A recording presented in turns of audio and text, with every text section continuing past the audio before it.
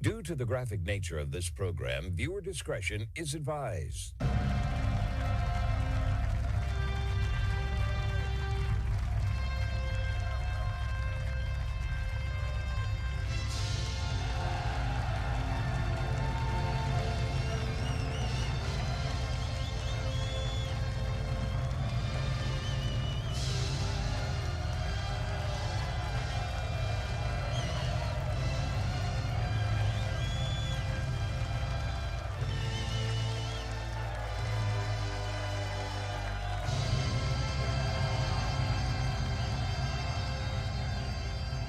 Welcome to the Marco Jure Show, everybody. It is Tuesday, August 19th. Thanks for being here today and, of course, getting all the groundbreaking news across the United States, around the world, where the facts are facts and hard truths thrive.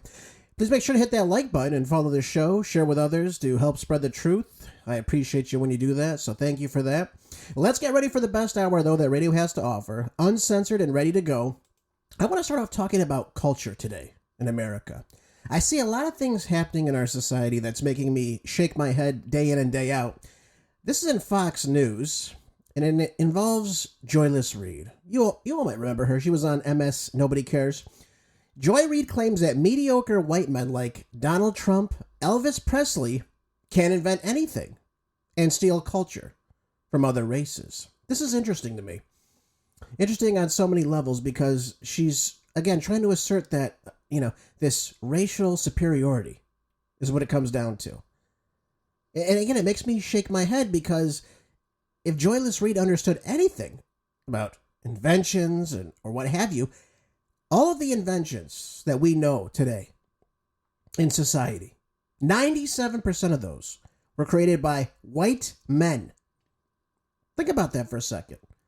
Michael Savage did an entire show on this, by the way. That's how I know this is true. 97% of all the inventions that we love today, all the anything you want, products, technology, engines, this and that, vehicles, name anything you want. 97% were created by white men. And so she's, again, trying to say we have no originality to anything? We can't invent anything? Does she not know that Donald Trump was a builder? Come on, most of the New York City, in many regards, Donald Trump helped reinvent that. So he's got a vision. He can build things. He can understand how to create things. He didn't invent anything brand new, but he knows how to create, is the point. He knows how to put two and two together. He can actually turn a buck, right? Make $1 for himself. Quite a few dollars, if you ask me. But this is her on her, I think this is her podcast. I'm not sure. She's wearing an FTD hat. We all know what that means. F Donald Trump hat. That's how clueless this woman is. And just the lack of respect. You have to like Donald Trump. What the hell do I care? But again, you're a grown woman. You're like, what is she, 56, 57? She acts like a child. Let's take a listen, though. This is her response to what's going on here. But they can clean it up now because they got the Smithsonian. They can get rid of all the slavery stuff. They got PragerU. They can lie about the history to the children. They can't originally invent anything more than they ever were able to invent good music. We black folk gave y'all country music, hip hop, R&B, jazz, rock and roll. They couldn't even invent that, but they have to call a white man the king, because they couldn't make rock and roll. So they have to stamp the king on a man whose main song was stolen from an overweight black woman. Oh, okay. So here's the problem with all this. First things first. He did one song that was a cover that was very popular. No one's denying that. And she's referring to Elvis, of course. So she goes on to say these people cannot create their own culture of their own. Without black people, brown people, the DEIs, there's no culture in America. Imagine that. We make the better food. We make the economy better. We make the music better, right? MAGA can't create culture. They have Cracker Barrel and Kid Rock. Well, okay, again, here we go again. If Kid Rock is the beneficiary of black music, then is he created it on his own? So what does she really say? Punk rock, that was created by just white people, yeah? right? There's certain styles of rock and roll that are specifically created from whites. And you have many talented artists all throughout rock and roll who are white and black. Rock started with, really, if you want to get literal with it, it was Elvis, though. He created a brand new style, mixing rock and what was it? I think it's called rockabilly, if I'm not mistaken, is the name that they've given to it. But this is what we're dealing with here. We're dealing with an idiot who doesn't know anything about Elvis any more than she knows anything about the news. So Reid was referring to the King, that's how Fox News tells it, Elvis Presley singing Hound Dog, which was first recorded by Big Mama Thornton, a black blues singer, and was written by two Jewish American songwriters. I don't think they were black, if I have to be honest with you, folks. Elvis's version was much more upbeat, with a faster rhythm and slightly altered lyrics to it, which boosted his fame in 1956. After his previous breakout hit, so it wasn't even his first hit, Heartbreak Hotel, earlier in the year.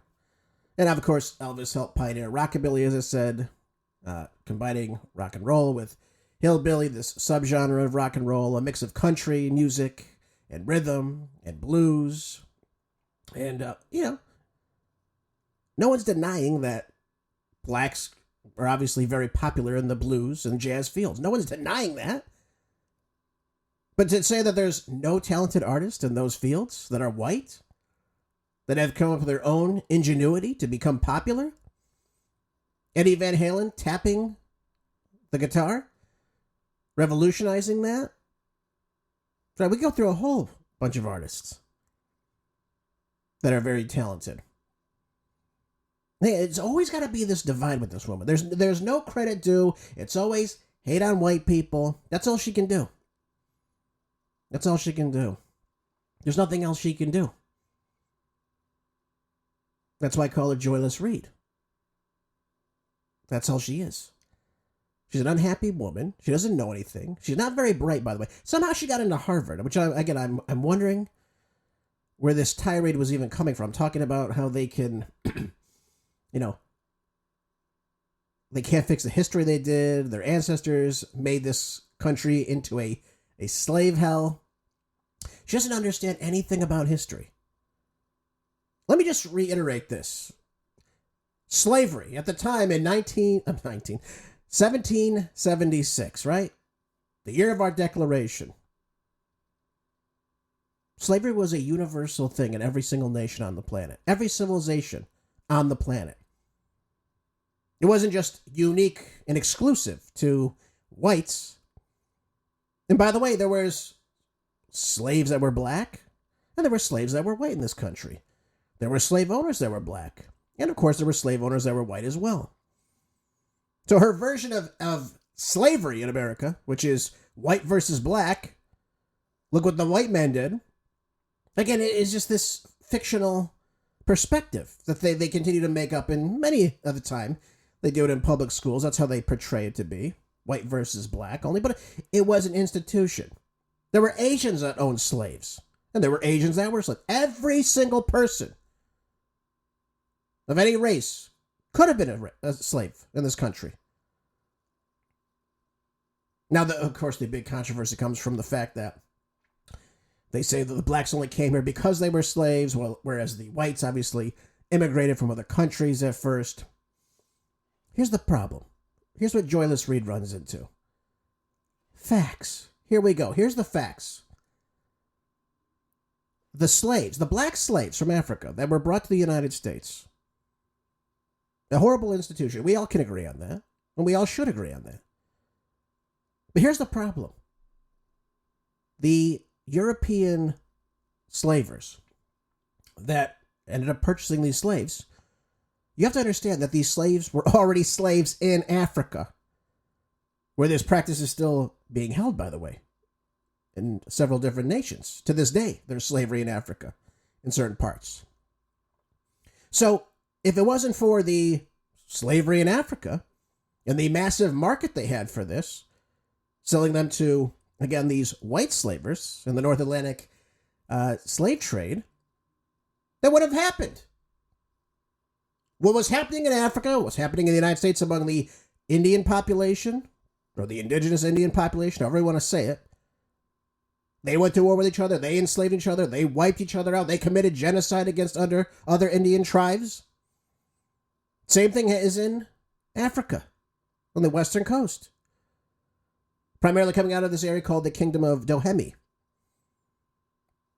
And the same concept. They go to war with the other tribes or groups or ethnicities, whatever the hell you want to say.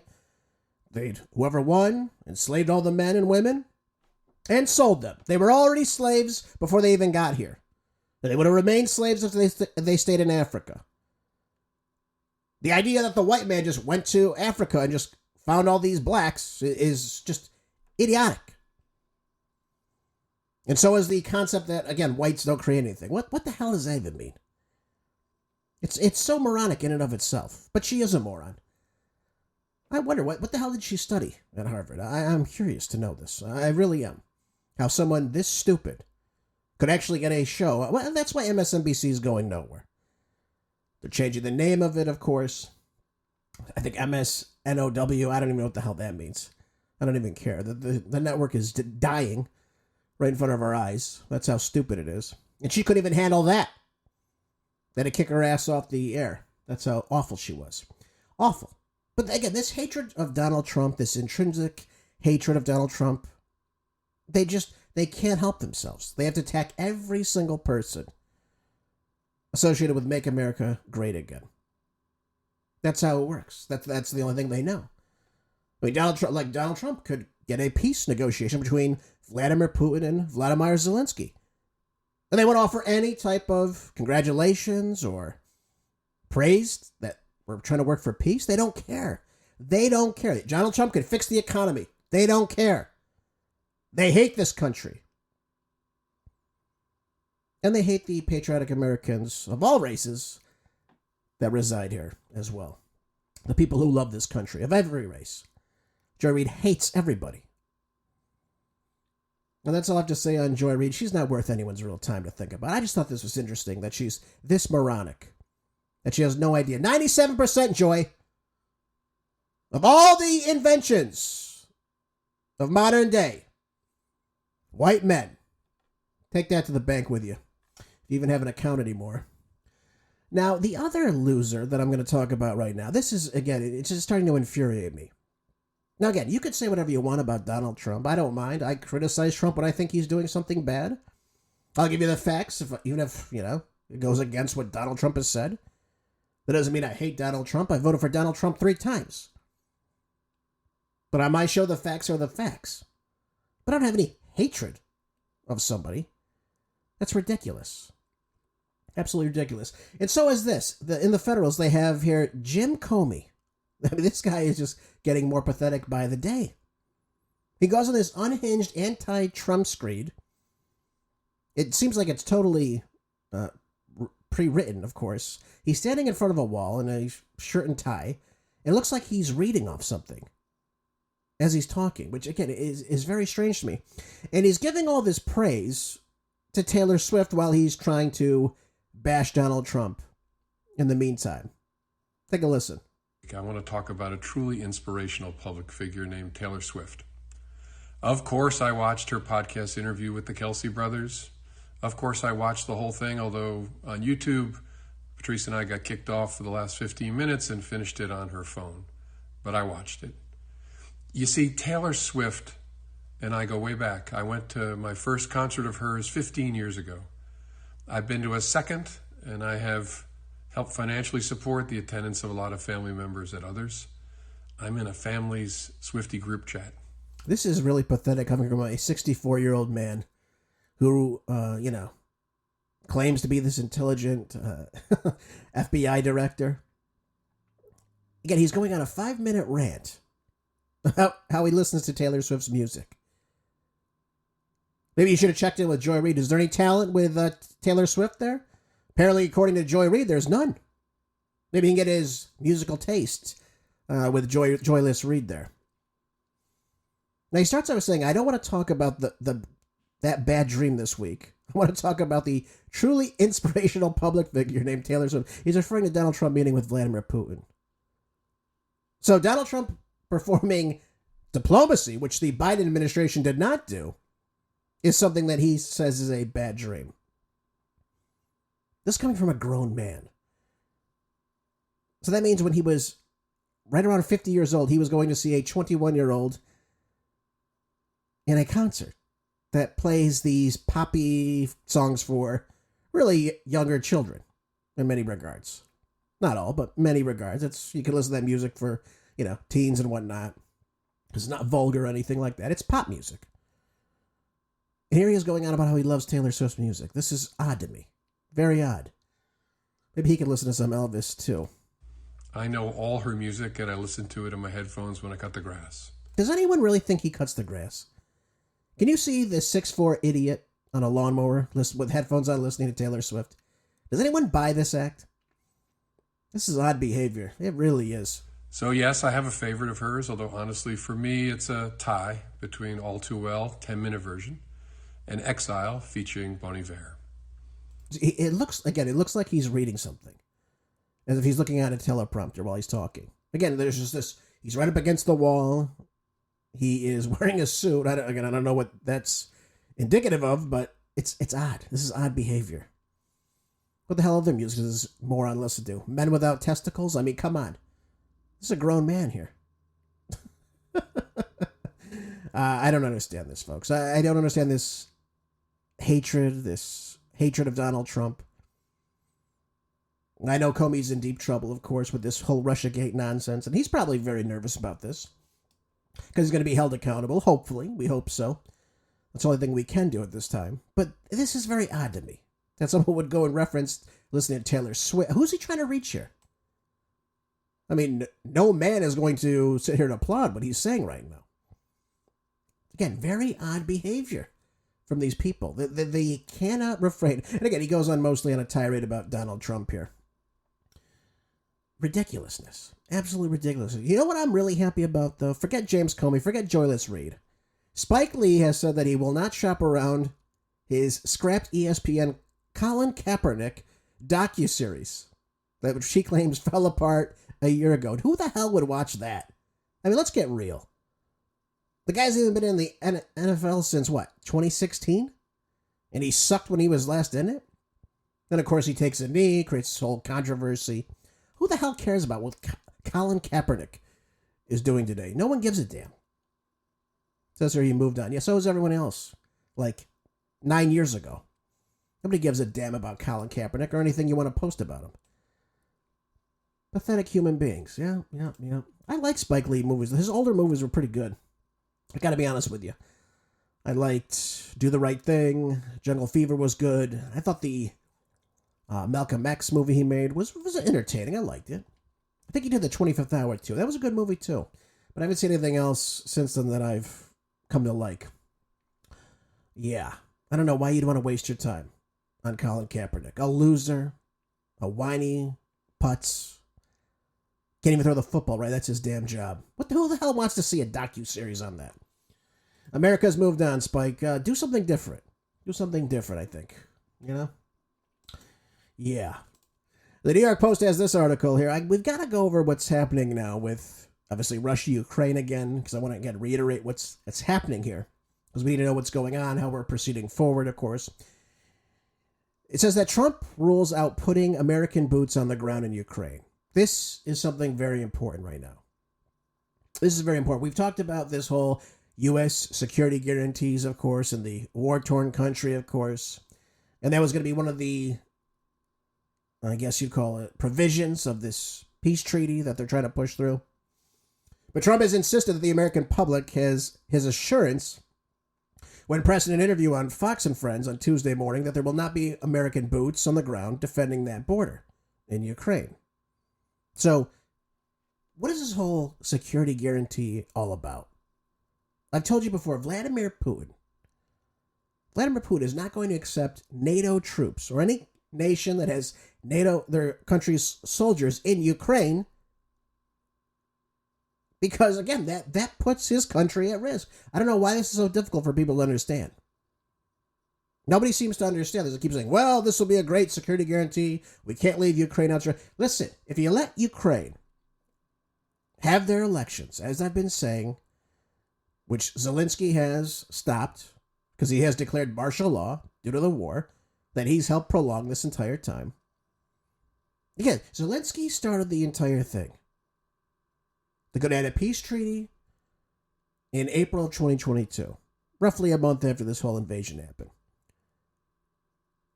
Then he lets Boris Johnson and Joe Biden talk him out of that, saying they'll give him the weaponry. They don't have to do this. This is the exact same Churchill playbook. And a lot of people kept referring to him on the right as this Churchillian figure. And I said to myself, this war is going to continue on then.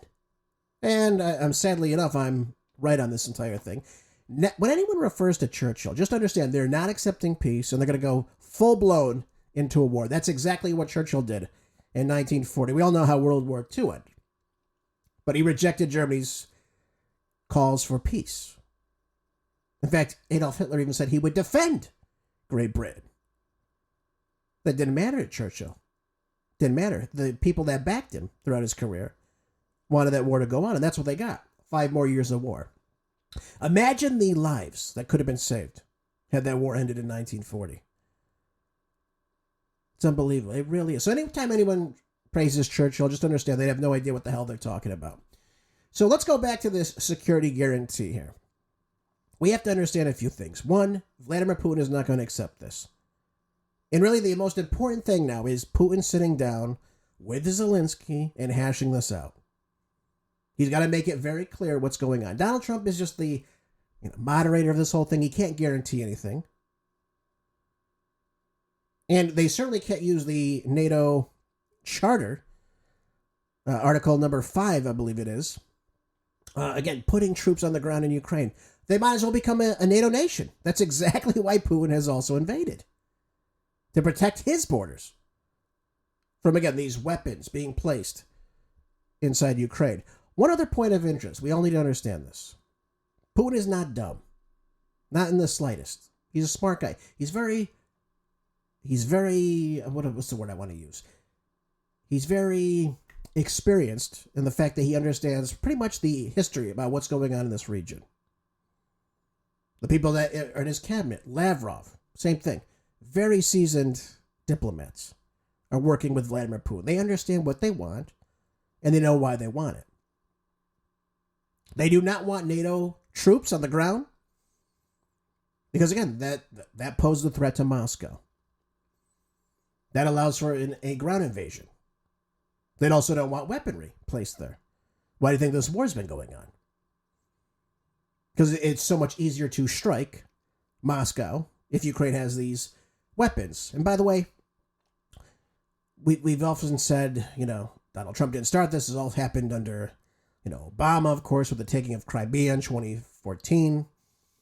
The Minsk agreement went away.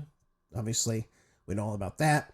Putin believed in the Minsk agreement wrongfully, that there would be obviously support to protect the Russian speakers in the eastern region of Ukraine. That didn't happen. We know why. We know what the Azov Battalion was doing to these people. So Putin, again, knows that Donald Trump is sending CIA agents to train Ukrainians to kill Russians. That's right. That's a fact. You can take that to the bank as well. So he's not dumb. He understands what's happening here. And by the way, he also understands what's happening with some of these bioweapons labs inside Ukraine as well.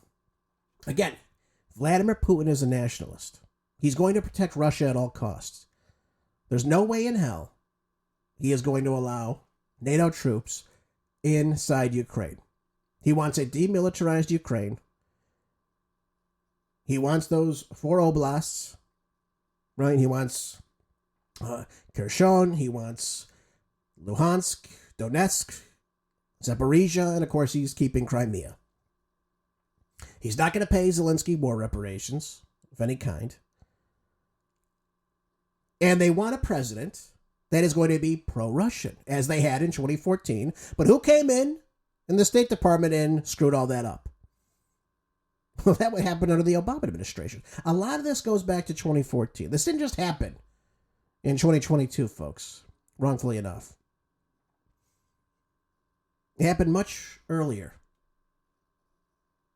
And again, Putin saw his way in 2022, just as he did in 2014 when he took over Crimea. So, again, if Putin hasn't accepted NATO's protection of Ukraine, and again, this crazy idea of a land swap that would leave a number of Russians to the mercy of Ukrainians, what happens when this comes clear and, of course, the peace process blows up? What happens then? Remember, there is no peace plan right now. It's still all up in the air, folks. Of course, Donald Trump has set the stage for this diplomacy to continue. That's what we want. But everyone's saying, oh, NATO, they've never been stronger. Really? They've never been stronger. They can't even defeat Russia by giving arms to Ukraine right now. 1.8 million Ukrainians dead. That looks like a success based on what we've done for them? Nothing in the slightest. I think if anything, NATO is weakened as a result of this. Now, Paul Craig Roberts says that it seems to me that the only way Putin could survive military and Russian nationalists by agreeing to a land swap and NATO's protection of Ukraine would be to explain that this is just a ruse to gain time by ending an unimportant conflict in order to prepare for a much larger one. Now, this is an interesting take to me. I have to say, this is very interesting to me. He says, why is the United States hegemony and the profits of the U.S. military security complex more important to life on Earth? So what is he talking about here? He says, how can they not see, and he's referring to the European policymakers, how can they not see that that Russia, of course, and her allies are likely to be prepared for a wider war before the West is? So in other words, is Putin really going to accept any of this? Is there going to be any type of peace in the region? Is he going to move all of his troops out of the Donbass, Kherson, Zaporizhia, Crimea? And what happens to the Russians in that region who desperately wanted to, again, be annexed to Russia? And of course, Putin did not accept that. What's the end result of this going to be if this turns into a much bigger conflict? Are they ready for more war? We know that yesterday during the meeting, Russia was continuing to attack in Ukraine. So again, nothing has ended. There's no peace on the table right now. There is the efforts that peace is proclaimed. We hope so. We hope this all ends. But if you think that Putin is going to allow NATO troops inside Ukraine, I think you're crazy. And I think the United States needs to get back in that INF treaty that we got out of that would again allow the United States to send various arms to places like Ukraine that again threaten Russia. And again, if you think Russia is just this, walkover, like you could have a little cakewalk going through there, they produce more missiles in 3 months than we produce in an entire year. That's how effective their arms control is in that nation. This is not a nation that we want to go to war with, folks. And we need to keep the prospect of peace on the table. Again, I do believe Donald Trump wants peace. I pray to God he wants peace, but I hope that Zelensky can negotiate a deal where he's accepting the terms of Russia. That's what it's got to come down to. He's going to have to accept these terms. And that this bloodshed ends once and for all. Only time will tell, though, what happens, and hopefully this week we will see something that comes to light of this. It seems like the EU is on board, of course, with this prospects of peace. And we all should be pushing for peace right now. We don't need any more European countries going to war with each other. We don't need it. We need to stop this. We need to stop this. And again, the calls from the Western media about Putin being a dictator, about being a warmonger, about wanting to take over the rest of Europe if we don't stop it, this has to stop. This has to stop now. Russia has won this conflict. Let's get to the table. Let's hash out a treaty. It's got to be done, obviously, between the Ukrainian government and the Russian government. The United States really has no say in all this. They can help listen and give advice or make suggestions, but it's got to come down to those two countries and those two countries alone. Now, if he wants Rubio or Witkoff or Trump to be in the meeting, I think that'll happen eventually. But the two need to sit down and work this out and stop this conflict once and for all. You know, Newsmax, this is in the Wall Street Journal, Newsmax settles Dominion's defamation lawsuit for $67 million. That is a lot of money, I have to say. I guess there's no freedom of speech anymore in the United States. Newsmax has agreed to pay, and again, I don't know why they're agreeing to anything, agreed to pay $67 million to Dominion Voting Systems to settle a defamation lawsuit over on-air claims that the voting machine company helped rig the 2020 U.S. presidential election. Now, the settlement allows the conservative cable network to avoid a high-stakes trial. Newsmax said in a securities filing that it would pay the $67 million in 3 installments over the current and next 2 fiscal years. They said, we stand by our fair, balanced, and conducted within professional standards of journalism. Dominion said it was pleased to have settled the lawsuit. Yeah, of course they got money for no friggin' reason.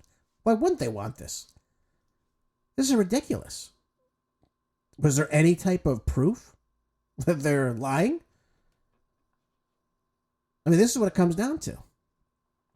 Now, what probably happened here, this is what I'm guessing. In 2023, Dominion and Fox News, and of course Fox Corporation, settled for $787.5 million to avert a trial that would have included these top executives and, of course, the anchors on the network. So Fox Corporation, the Wall Street Journal, which I'm reading from right now, and the parent company News Corp all share common ownership, so they didn't want to see these, obviously, fall. So they decided to settle out of court for $67 million. Now, the interesting thing about this to me is that we have a right to question things. You have a right to question what you see in an election cycle.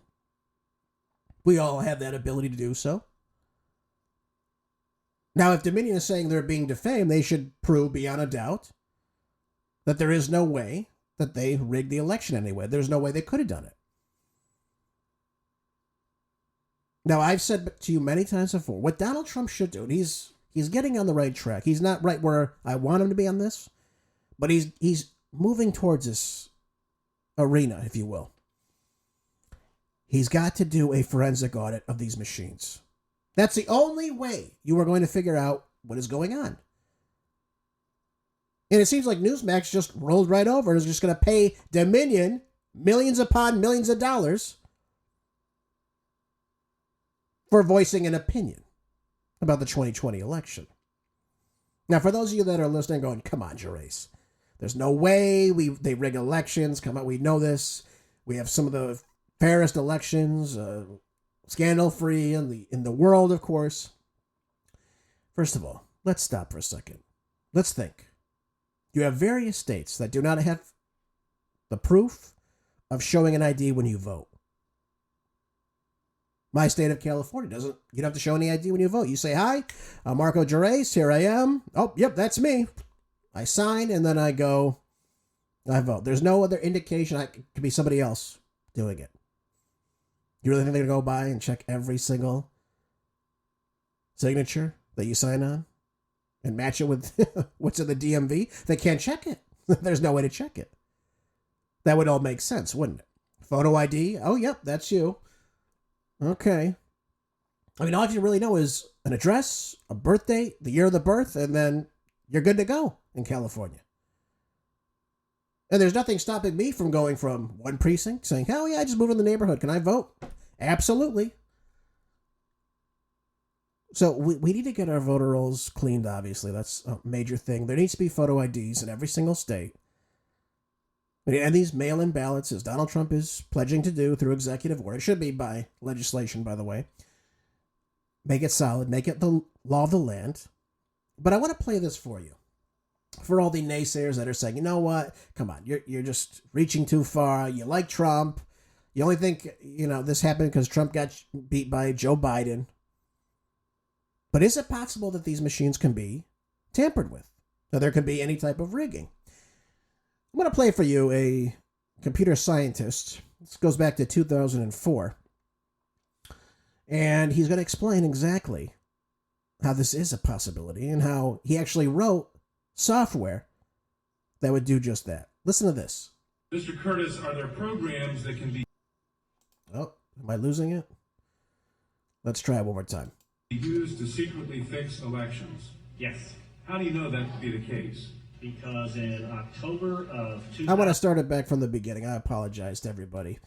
I want everyone to hear this right from the start. So he's being asked about the ability that these machines can be tampered with.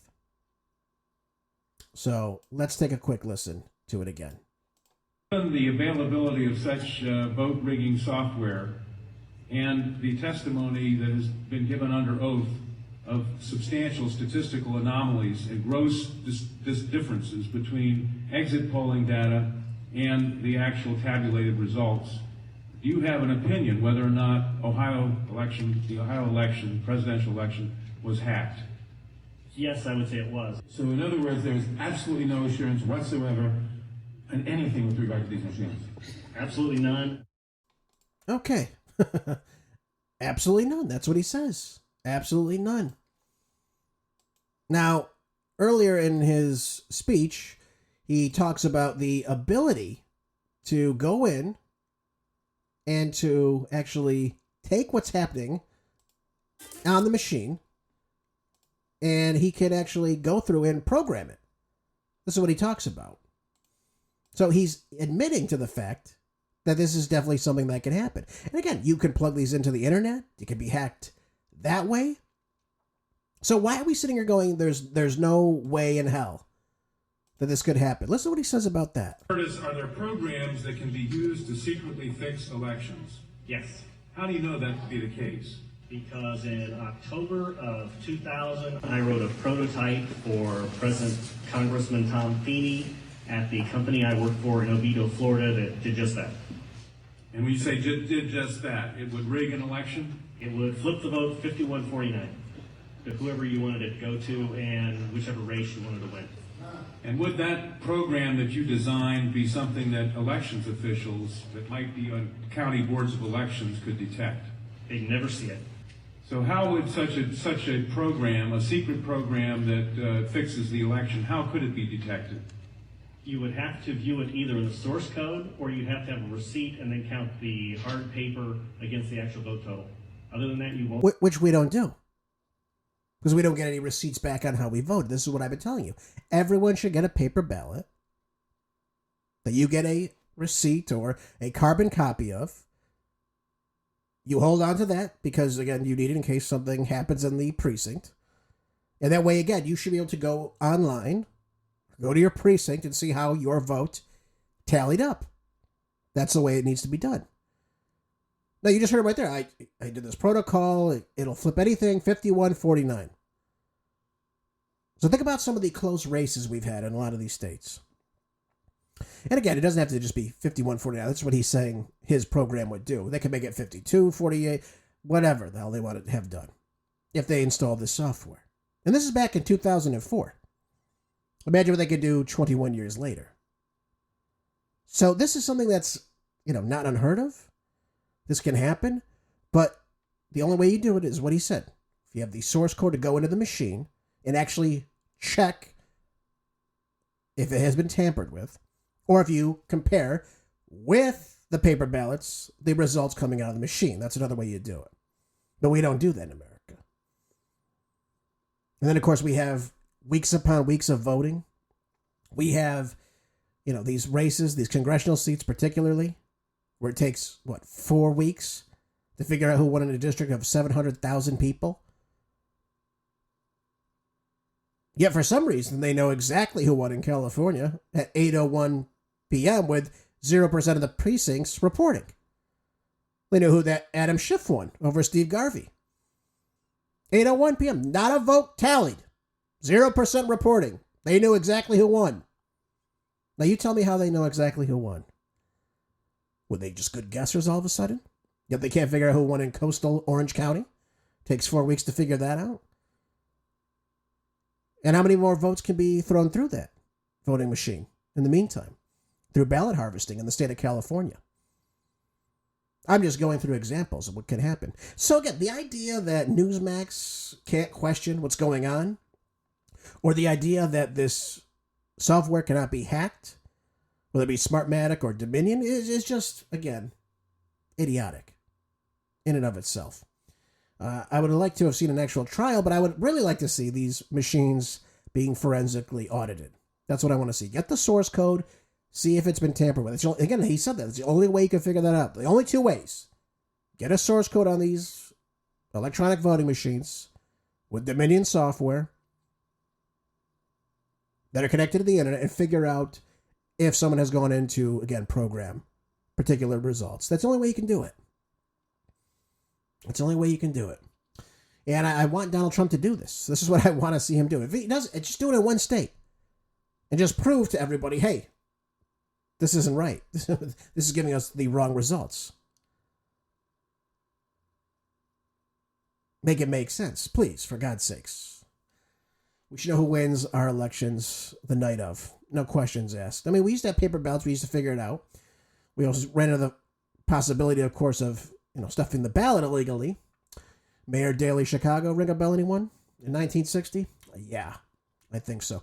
We need a better system, folks, and I pray that Donald Trump will get this done by 2026. But I want to see him forensically audit California, particularly, because I live here. The Washington Free Beacon has this next article that I find it very odd that this is happening yet again. It says, D.C. police leaders stand accused of manipulating data to make violent crime appear lower.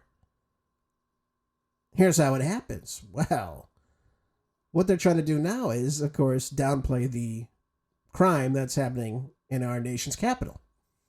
So in Washington, D.C., simple assault, a misdemeanor offense, is defined as any attempt or effort with force or violence to do injury to another person of another. But the city's police department does not count that as a violent crime. That's designated as reserved for assault with a dangerous weapon, a felony offense. The district recorded 1,026 incidents of assault with a dangerous weapon in 2024, down 27% from the year prior. Now in 2025, it has thus far recorded 534 such assaults, a 20% drop from the 668 the district recorded over the same time period in 2024. There's just one problem. The real numbers are likely much, much higher. Now, we saw this not just happening in D.C., and we'll get to the specifics in just a moment, but we see this all happening across the nation, because when you defund the police, or when the police are deballed to a position in which they can't actually make arrests or prevent crime or hold people accountable, they simply stop doing their job. So that, attack that happened maybe on the street, or that burglary, or that robbery, or that assault may go unnoticed because, again, people aren't reporting what's happening because they know the police aren't going to do a damn thing about it. It happens all the time in California, especially in the last couple of years after COVID. Now, thankfully, Prop 36 has passed, in which case they're now going to be holding these people accountable. But you could go in, steal something up to, $950, walk right out the store, and nothing could happen to you. It's a misdemeanor. And of course, you go out and do it again, and store owners are going, cops aren't going to show up because, they're not taking more than $950 worth of goods. We've seen 7-Elevens, we've seen gas station stores, markets, and what have you, being ransacked by people coming in, just ransacking. The cops say, we can't do anything. So again, what does that store owner do the next time it happens? He's not going to call the cops. It's not going to get reported because they're not doing anything. They're not doing their jobs. And again, I'm not saying the cops don't want to do their jobs. They can't do their jobs based on the ridiculous laws in LA County and across the state.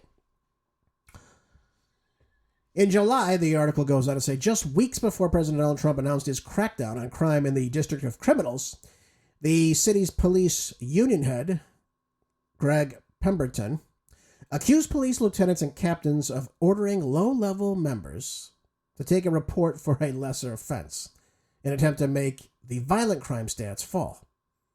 One D.C. police commander, Michael Pillam, is under investigation for manipulating those such stats.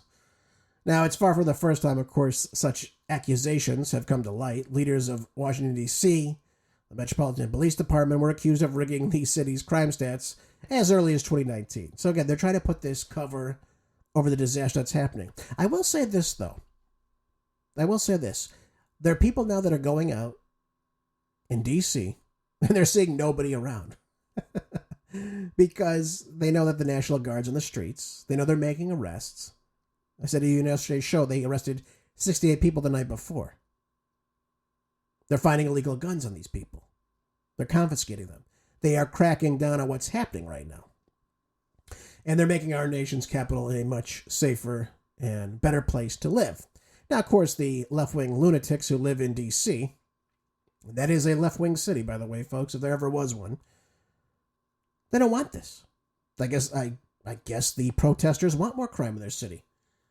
That makes absolutely no sense to me, but this is what they push for, it seems. No shock that they're trying to, again, tamper with data. They're trying to make things look better than what they appear to be. And again, to retaliate against what Donald Trump is doing, which is the Metropolitan Police Department's job. And, of course, the city officials. But, of course, now we're seeing that begin to shift. Likewise, in Boston, this is another one. Makes me shake my head. I don't understand these people. Actually, I do understand these people. They're lunatics. They're left-wing lunatics. Their minds cannot wrap themselves around logic of any sort. This is what we're dealing with right now. The far-left Boston mayor invokes American Revolution in defiant speech as she dares AG Pam Bondi to follow through on her ultimatum to sanctuary cities. This woman is a ridiculous person. She is an ignoramus of all kinds. She had a Christmas party. Remember that? She had a Christmas party either last year or the year before. A no whites Christmas party. And of course, no one said a damn thing about it. There's no outroar. There's no, visible people being upset about this. It was simply fine. A no whites Christmas party. There you go. Very, very inclusive, I must say. So, this Michelle Wu, who is a complete loser, by the way, she tries to address, the situation at hand. They're obviously going to be facing this lack of federal funding now, it seems like. And again, the list of states that are continuing on with this: California, Illinois. They have 18 cities like Boston, San Francisco, Chicago, New York City, of course. And of course, if Mom Donnie gets in, he'll do everything he can to harbor the illegal aliens away from the federal agents, of course. So during a speech in front of the City Hall, leftist Boston lunatic mayor Michelle Wu told the Trump administration to get lost and lectured them on immigration law that she's willfully breaking right now. It's amazing to me. Understand this. She took an oath to uphold the Constitution. She is the executive in the city. She is the one that is supposed to follow and implement the laws. She is the executive branch. And yet she is not cooperating with the federal authorities to deport illegal aliens in her city. And this is what this low IQ, racist woman had to say. Let's listen to her. The U.S. Attorney General asked for a response by today. So here it is. Now, she's reading from a script, of course, because she's too stupid to remember this on her own.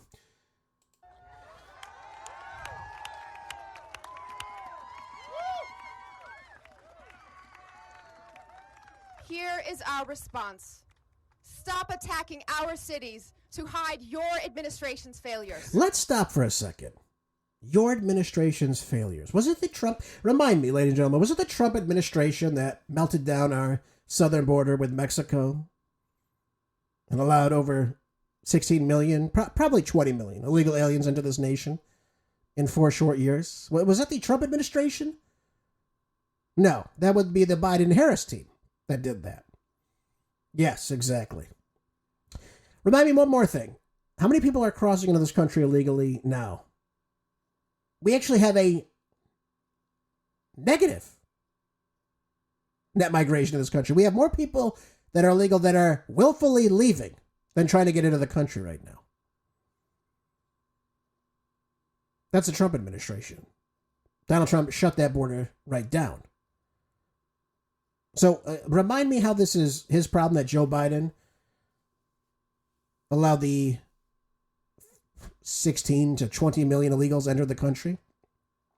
Did she say anything about stopping this? Of course she did. They want it. This is their voting bloc. They understand it. They all understand it. J.B. Pritzker gets it. Gavin Newsom gets it. Gretchen Whitmer gets it. Mom Donnie, the commie, gets it. Of course, Kathy Hochul gets it. Michelle Wu, as dumb as she looks and is, she gets it as well. This is their voting bloc, along with the other lunatic leftists in this nation who are really, really stupid. But she's right now defying federal immigration law as proposed by the Congress and, of course, signing a law by a United States president. That's the only thing Donald Trump is doing. He's following existing immigration law. And she's talking about the administration's failures. Well, he's literally stopped illegal immigration into this country. And he's deporting illegal aliens that have no right to be here. They're non-citizens. Does this woman know anything about anything? I wonder sometimes. And of course, the low IQ SEALs clap behind her. What a wonderful statement, by the way. That was so genius. Stop attacking our cities to hide your administration's failures. What failures, idiot? This is what happens when there's no press in your cities.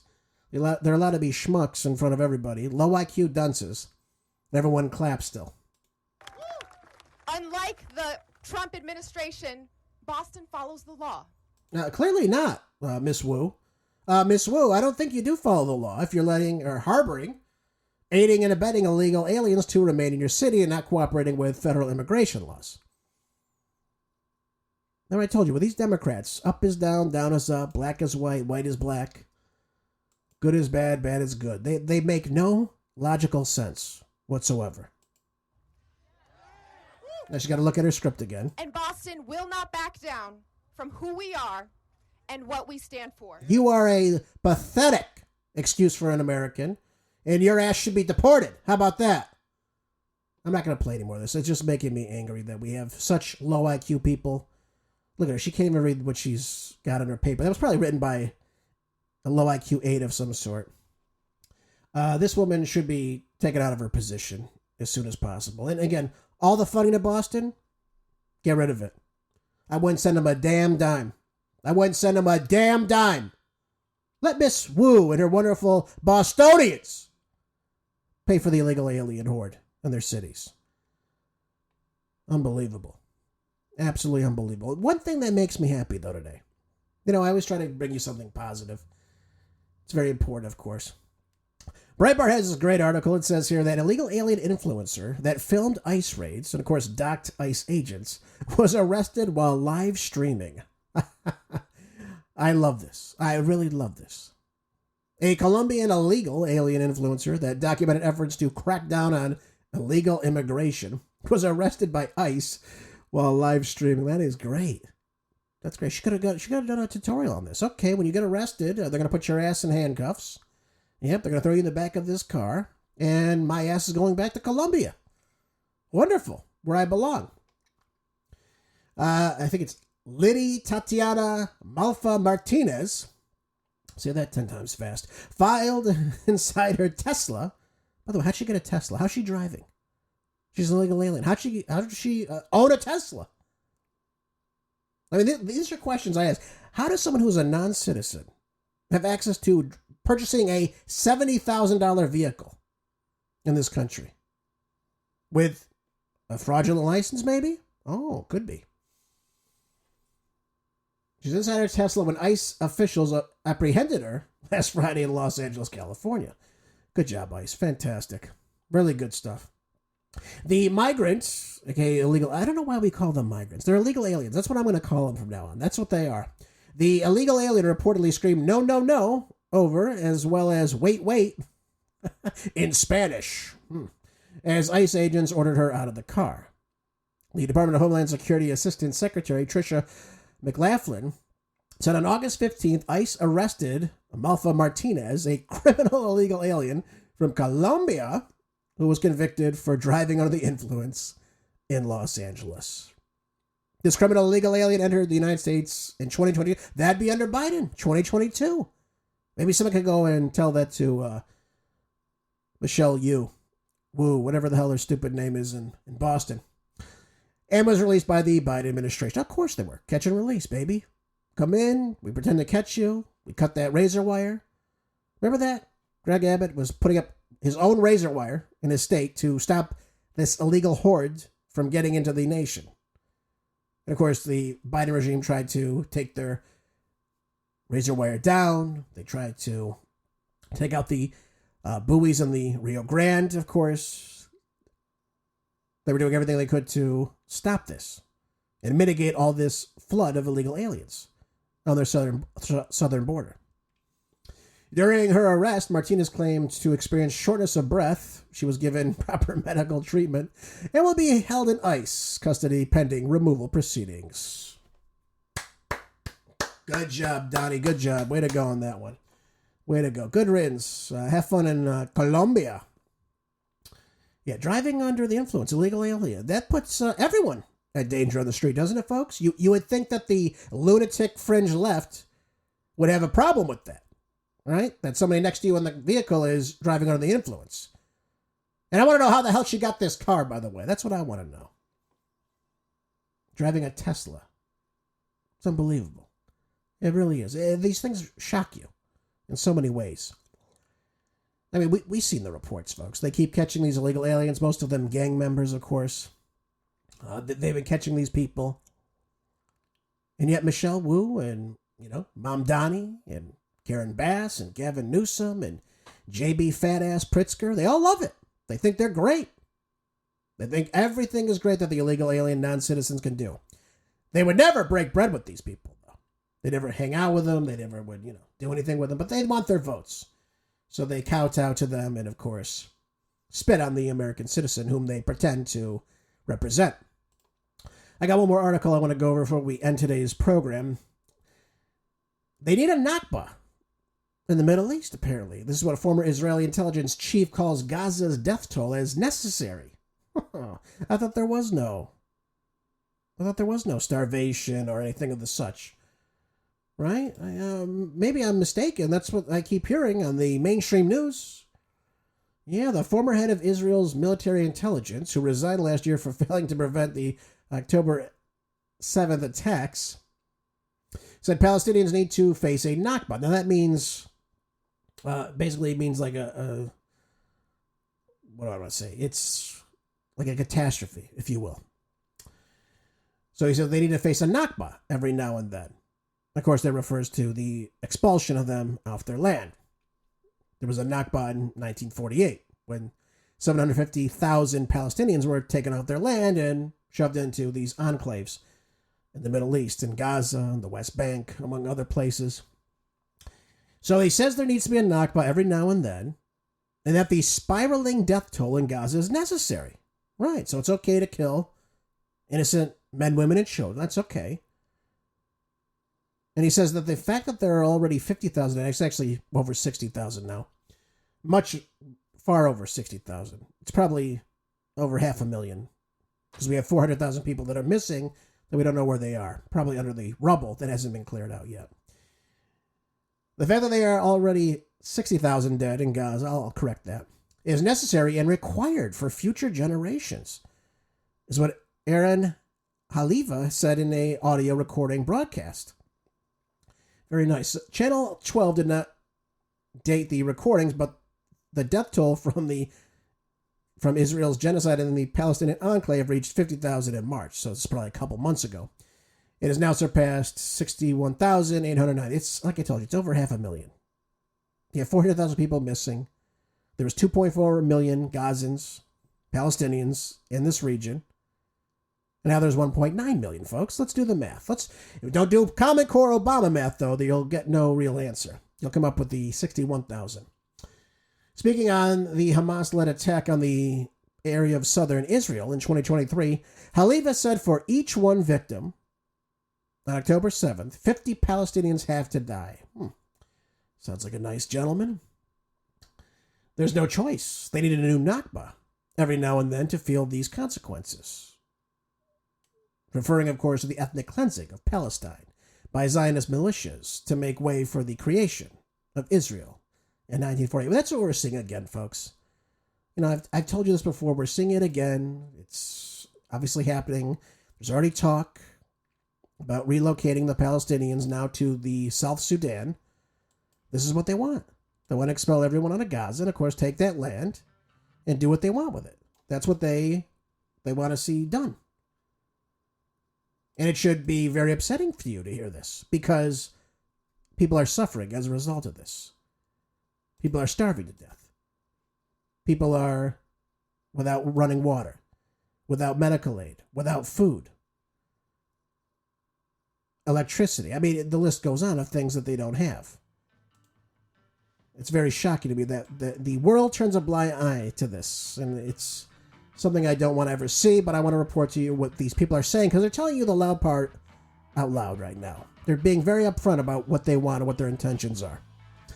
We'll see how that one ends if Donald Trump can get a peace negotiation in that area, because it's never talked about. He wants the killing in Ukraine to stop. I want the killing in Gaza to stop. How about that?